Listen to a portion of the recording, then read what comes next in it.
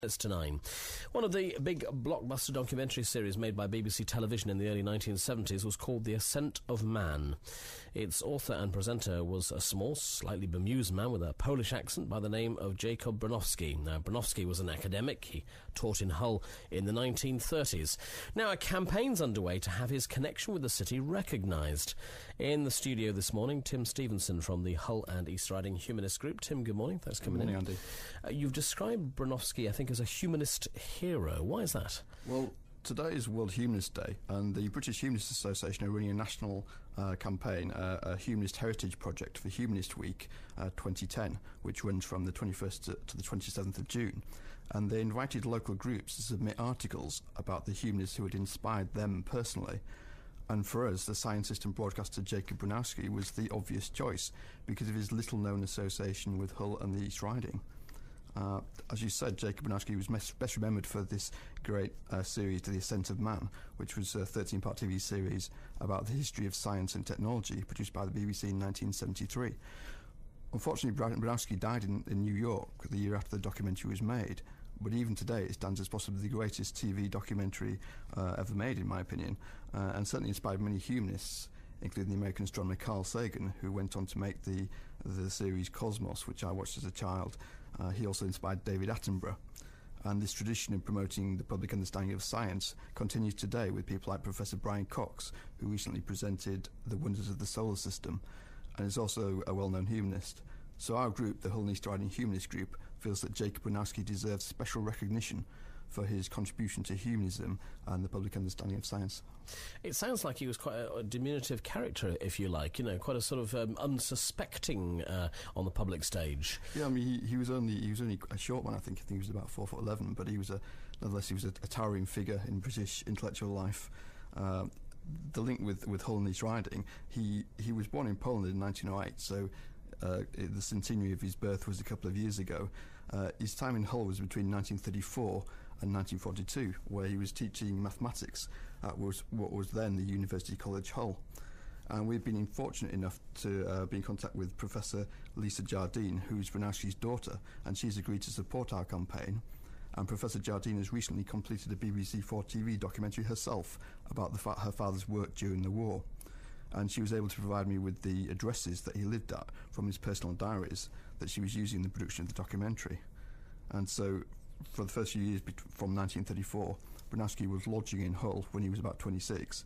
In 1940, he was living in Beresford Avenue in Hull. He moved to Needle Hall about 1941, and in 1942 he moved to 29 Holgate in Cottingham. Now, one of the ideas that has been suggested to recognise Jacob Bronowski is a commemorative plaque, something a bit like the blue plaques that you see in London on buildings with some association with a famous person. Now, obviously, this would need the approval of the current owner of the building. Other ideas have been touted have been the name of a room or a building, perhaps at the New Hull History Centre or the university, or even here at the BBC building. Obviously, he was closely associated with the BBC. If any of these organisations wanted to be involved with our campaign. And are you targeting various people in your campaign then to try and get what you want, to try and get these plaques? That's right. We've started approaching local civic societies and local history societies. Hopefully they're going to be involved, would like to get involved with this. My own preference is for a plaque where he lived. Lisa Jardine, his daughter, told me that this would be particularly appropriate because she remembers that her father would often point these plaques out to her when she was a child. I mean, always good to have someone from Hull to celebrate, someone connected with Hull to celebrate. And of course, we're talking a lot about Larkin at the moment. Do you hope maybe that Bronowski would become as well known as the name Larkin in the city of Hull? I certainly think he deserves to be. As I said, it's 2 years since the centenary of his birth, and yet he's this really towering figure in documentary making and generally, and he's not really been recognised in the city yet.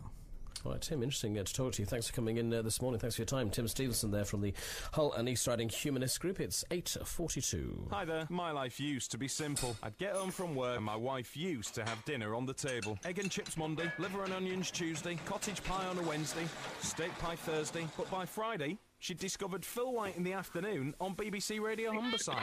And don't forget, stick some chocolate in there. It's such a killer combination. Get some chilli, get some chocolate. It'll take your head off. And well, dinner with the wife has never been quite the same. Ole! Ole! Arriba! Ole! Arriba! You dinner's ready, Chuck. Add some spice to your life. Arriba. Get the Phil White Factor in your afternoon. Weekdays from 2 on BBC Radio Humberside. Shows your maracas. First for news, travel, weather and sport. BBC Radio Humberside. This is Andy Comfort at breakfast.